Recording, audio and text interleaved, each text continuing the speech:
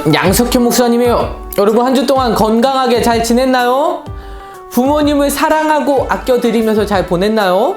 목사님이 문제를 하나 낼게요. 이것은 무엇일까요? 퀴즈입니다. 1번 힌트, 하늘에서 내려요. 무엇일까?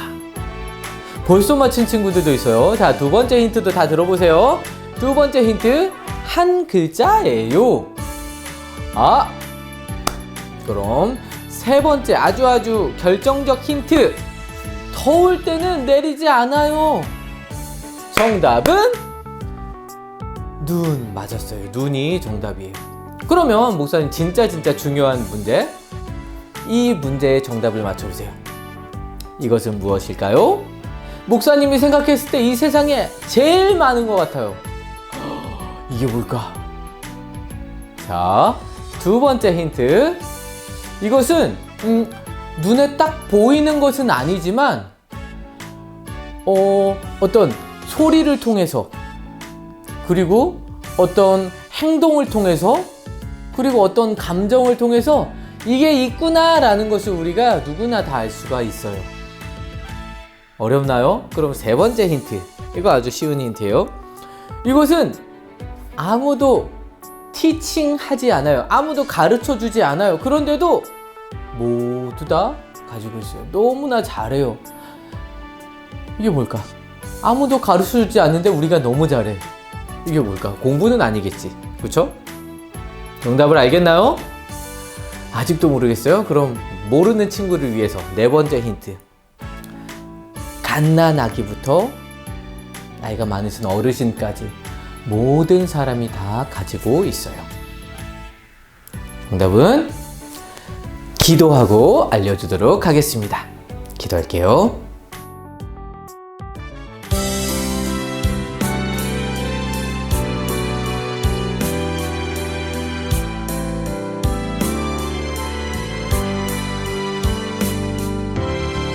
연약한 나를 아시는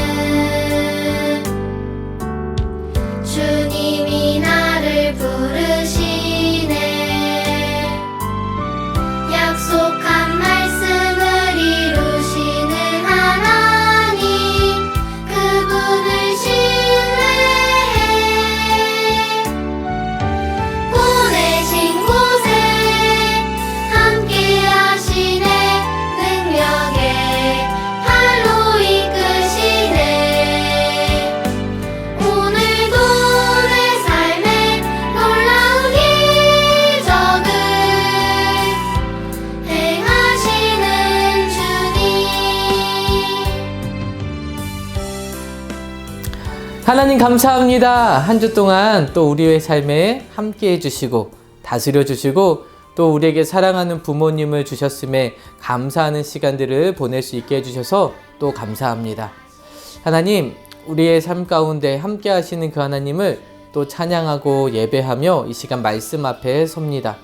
말씀으로 가르쳐 주시고 하나님이 어떤 분이시고 하나님 앞에서 우리의 삶이 어떠해야 하는가 다시 한번 깨닫고 하나님의 백성으로서 삶을 살아가는 우리 모두가 될 수 있도록 도와주세요. 이 예배의 모든 시간을 다스려 주실 것을 믿습니다. 예수님의 이름으로 기도합니다. 아멘.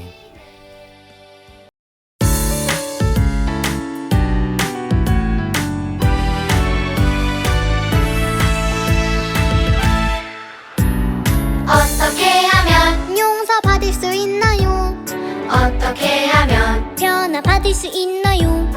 어떻게 하면 자유로울 수 있나요? 어떻게 하면 확신 얻을 수 있나요?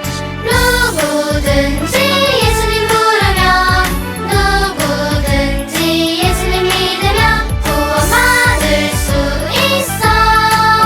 행복해질 수 있어.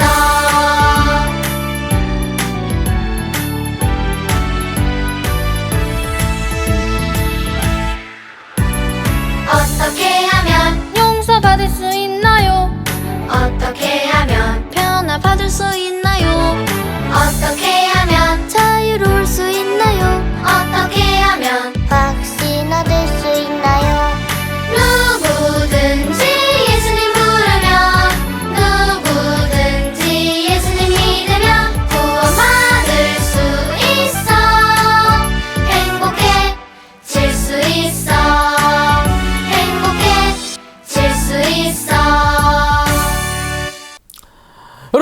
정답이 뭐예요? 정답은 죄. 맞아요. 죄예요.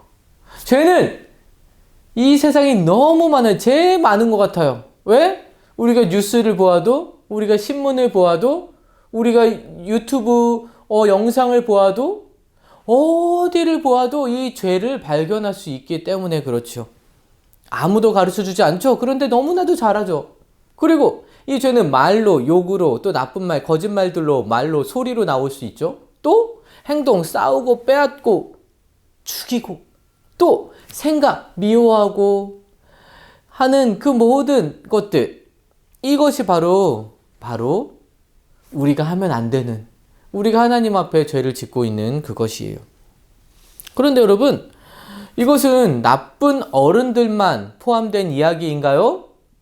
우리 어린이들은 죄를 짓지 않나요? 그렇지 않죠? 이 죄는 모든 사람에게 다 해당이 돼요. 갓난 아기에서부터 나이가 많으신 어르신까지 마음으로, 생각으로, 몸으로, 소리로 우리는 죄를 지으며 살아가는 거예요. 여러분 앞에 있는 이 목사님도 똑같아요. 양석현 목사님이라고 죄를 안 짓겠어요? 목사님도 마음에 원하는 대로 잘 되지 않을 때 막 화가 나고 짜증이 날 때도 있어요. 목사님도 똑같은 죄인인 거예요. 용서받아야 하는 죄인. 여러분도 마찬가지일 거예요. 여러분이 무언가 막 집중해서 하고 있는데 부모님이 심부름 시키면 안 하고 싶죠. 또 동생이 괴롭히면 화가 나고 짜증나죠. 이런 마음 들 수 있어요. 비교하면서 사람들을 미워하기도 하고 또 질투하기도 하고 우리 마음은 계속해서 죄가 나오게 되어 있는 거예요. 그리고 상황에 따라서 어떤 좋은 게 있으면 내가 더 많이 갖고 싶고 내가 욕심을 부리게 되고 또 맛있는 게 있으면 내가 더 많이 먹고 싶고 이런 마음들, 우리는 언제나 죄를 지으며 살아가고 있는 거예요. 그런데 여러분, 이 세상에 제일 많은 게 죄인데 이 죄를 어떻게 다 용서받을 수 있을까요? 어떤 어른들은 이렇게 말해요. 이봐요, 나는 성격도 좋고 사람들과 아주 잘 지낸다고요. 나는 화도 내본 적이 없고 싸워본 적도 없어요. 그 흔한 욕 한마디도 해본 적이 없죠. 나는 많은 사람들에게 기부도 하고 많은 봉사활동도 하는데 내가 무슨 죄가 있다는 겁니까? 내가 무슨 용서를 받을 일이 있다는 거예요? 어떤 어른들이 이렇게 말하는 사람 진짜로 있어요.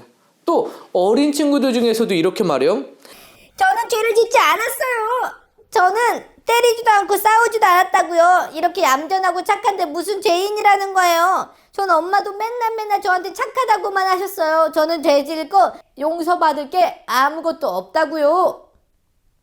자, 여러분, 이런 어른도 이렇게 용서받을 게 없다라고 생각하는 어린아이도 정말 죄가 없을까요? 여러분 중에도 나는 별로 죄 안 지은 것 같아 라고 생각하는 친구가 있을 수 있어요. 또 우리가 뉴스를 보다 보면 너무 끔찍한 죄를 지은 사람들이 많이 나오잖아요. 그렇기 때문에 저런 사람들에 비하면 나는 죄도 아니네, 이렇게 생각이 들 때가 있는 거지요. 나는 깨끗해 보여, 나는 착해 보여, 우리 형은 맨날 장난치고 싸우고 이 문제를 만들어서 엄마한테 혼나는데 나는 그렇지 않아, 나는 너무 착해 보여, 이렇게 우리가 생각이 들 때가 있어요. 다른 사람에 비해서 우리는 조금 더 착하게 사는 사람일 수 있다는 거죠. 그런데 여러분, 하나님은 어떤 분이신가요? 이 세상을 만드시고 우리를 창조하신 그 하나님은 죄가 하나도 없으신 완전한 선이세요. 착한 덩어리, 착함 자체예요. 그렇기 때문에 우리끼리 저 사람보단 내가 좀 깨끗하지, 저 사람보단 내가 그래도 낫지, 나는 참 깨끗해 라고 생각할 수 있지만 그 기준을 하나님에게 두면, 완전한 선이신 그분 앞에 두면 우리의 작은 것들도 너무나도 더럽게 보이게 되는 거예요. 그 하나님 앞에서 나는 죄가 없어요 라고 말할 수 있는 사람은 단 한 사람도 없다라는 거죠. 그 하나님의 말씀을 완벽하게 지키는 사람은 이 땅에 아무도 없다라는 거예요. 그래서 하나님은 완전히 깨끗하시고 선한 분이시기 때문에 거룩한 분이라고 말하는 거예요. 그 하나님이 우리를 너무너무 사랑하시죠. 그 선하신 하나님이 우리를 너무너무 사랑하세요. 그래서 하나님의 선함을 닮은 공간을 만드셨죠. 천국이라고 불리는 곳이에요. 그리고 그곳에서 우리와 영원히 함께 살기를 원하세요. 우리를 위해서 준비하셨어요. 그런데 그리고 우리에게 또 주신 것이 있어요. 하나님의 말씀을 주셨어요. 이 말씀은 하나님의 뜻이 무엇인지, 하나님의 착한 일이 무엇인지, 하나님의 거룩함을 닮아서 살아가는 것이 어떤 것인지를 우리에게 알려주시는 규칙들이 들어있죠. 이렇게 하나님이 장소도 만드시고 규칙도 주셨으니까 우리 그곳에서 그냥 살 수 있겠죠? 그런데 여러분, 하나님의 이 말씀 규칙은 이것을 100% 완벽하게 지키는 것이 쉽지 않아요. 아니, 불가능해요. 왜냐하면 우리는 앞서 보았던 것처럼 계속해서 우리 마음의 욕심과 내 생각과 이것들이 계속해서 나를 주장하기 때문에 이것과 반대되는 생각들, 하나님의 말씀을 따르는 것, 선하게 사는 것, 용서하는 것, 이해하는 것, 이렇게만 사는 것이 불가능하다라는 거예요. 완벽하게 지킬 수가 없어요. 다른 사람을 보면서는 나는 좀 착하다고 생각할 수 있지만 하나님 기준에 우리는 착할 수 없는 사람들인 것이죠. 그래서 이 말씀에서 우리는 내가 죄인이구나 라는 것을 보게 되고, 하나님 앞에 섰을 때 우리는 나는 죄인입니다 라고 고백하게 되는 것이죠.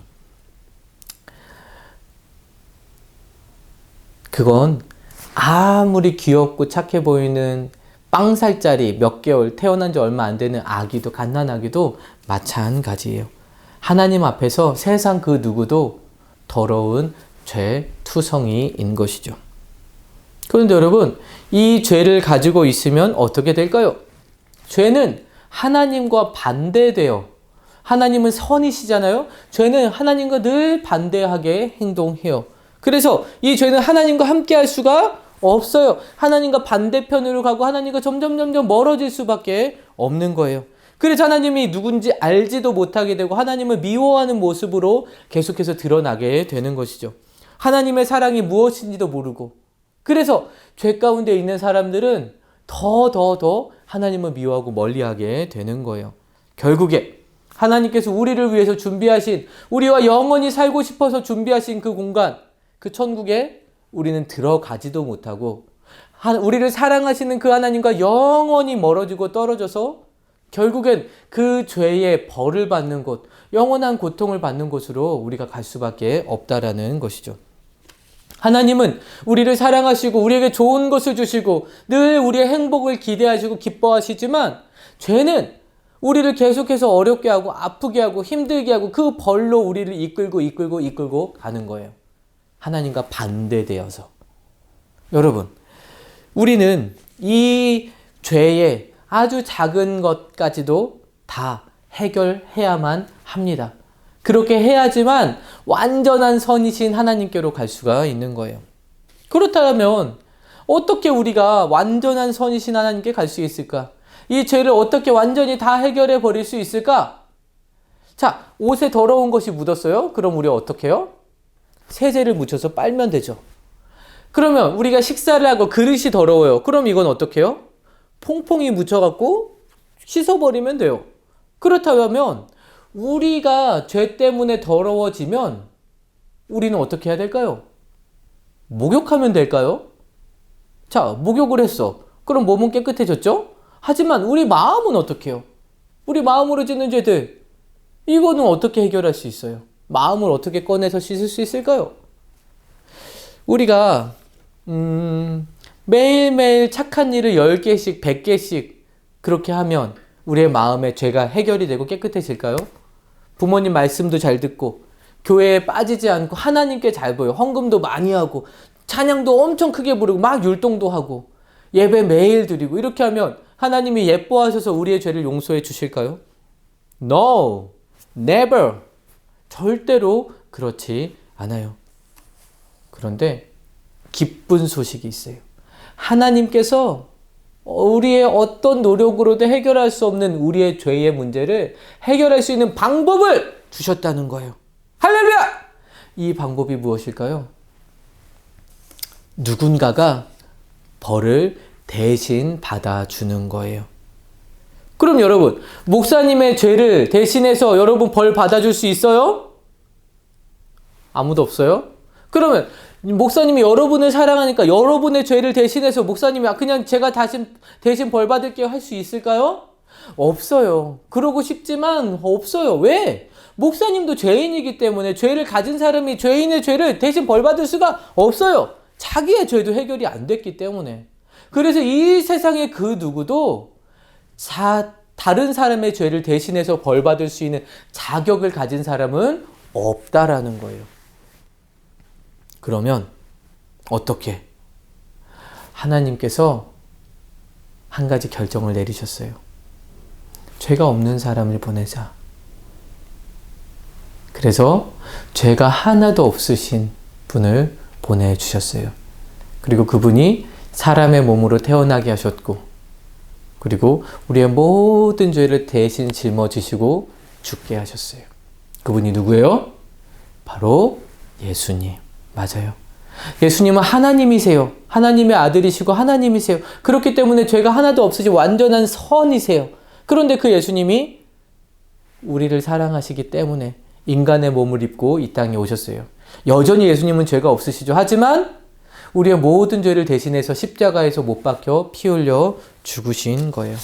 이 세상의 모든 사람은 다 사랑받기 위해서 태어났어요. 그런데 예수님만큼은 대신 벌받기 위해서 이 세상에 태어나신 분이세요. 예수님은 완벽하게 우리의 모든 죄를 다 해결해 주셨어요. 예수님만이 사람의 몸을 입으시고 죄가 하나도 없으신 그 예수님만이 우리의 죄를 완벽하게 해결하실 수 있는 자격을 가지신 분이신 거예요. 예수님이 받으신 벌은 십자가에서 못 박히는 벌이에요. 피 흘리시는 벌이 너무나도 끔찍한 벌이죠. 하지만 예수님은 그곳에서 내려오실 수 있는 능력이 있으셨지만 그렇게 하지 않으셨어요. 다 받으셨어요. 왜냐하면 우리를 구원해 주시기 위해, 우리의 죄를 용서해 주시기 위해 예수님 그렇게 하셨던 거예요. 성경에 히브리서 9장 22절에 이렇게 기록되어 있어요.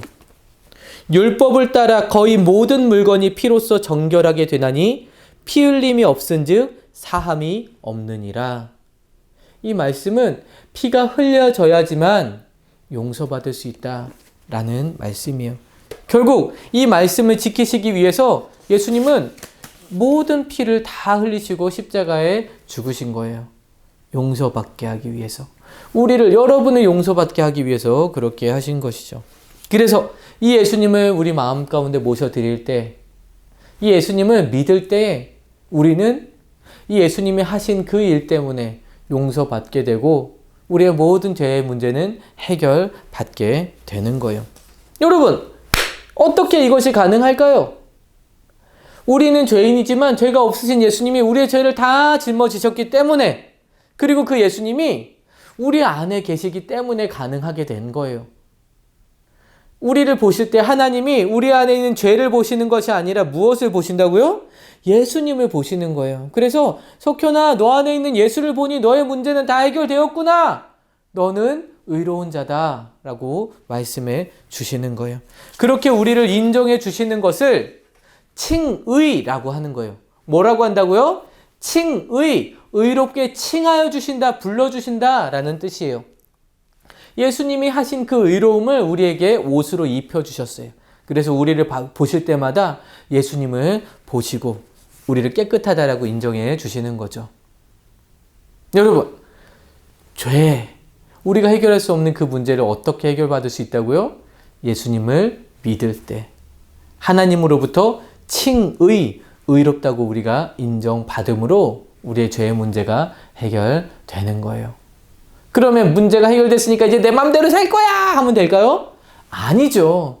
우리 안에 누가 계셔요? 예수님. 그럼 누구의 뜻대로? 예수님 뜻대로, 하나님 말씀대로. 예수님은 우리의 죄의 문제를 해결하셨을 뿐만 아니라 하나님 뜻대로 살아갈 수 있도록 우리에게 힘을 주시는 거예요. 아까 목사님 얘기했죠. 죄를 짓고 싶은 마음도 계속 있지만 우리가 예수님께 우리의 마음을 드릴 때에 예수님이 기뻐하시고 하나님이 기뻐하시는 방법들로 우리의 모습들이, 우리의 행동이, 우리의 말들이 조금씩 바뀌어 가게 되는 거예요.